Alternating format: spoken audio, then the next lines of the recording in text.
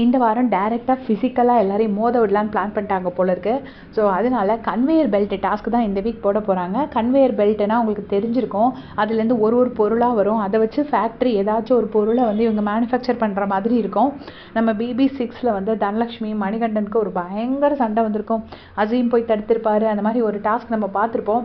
Season 2 வந்து மகத்துக்கும் அந்த டேனியலுக்கும் பயங்கர சவுண்டு, டேனியலா மறந்து போச்சு பேர், அவருக்கு சுமார் மூஞ்சிக்குமாருக்கும் பயங்கரமான ஒரு சண்டை வந்திருக்கும். ஸோ அந்த மாதிரிப்பட்ட டாஸ்க் தான் இந்த வீக்கு கொடுத்துருக்காங்க போல இருக்கு. இந்த டாஸ்க்கை வச்சுட்டு யாரெல்லாம் எனக்கு தெரிஞ்சு முத்து வந்து ஃபிசிக்கலாக போக மாட்டார். ஏன்னா அவர் வந்து சுனிதாவை வச்சு அந்த ஒரு டாஸ்க் பண்ணார், அதில் கில்லர் காயின் டாஸ்கில் நெகட்டிவ் ஆச்சு அப்படின்னு சொல்லிட்டு அவர் கண்டிப்பாக ஃபிசிக்கலாக போக மாட்டார். ஸோ இங்கே ஃபிசிக்கலாக போகிறதுக்கான ஆட்களே இப்போ ரொம்ப கம்மியாக இருக்காங்க.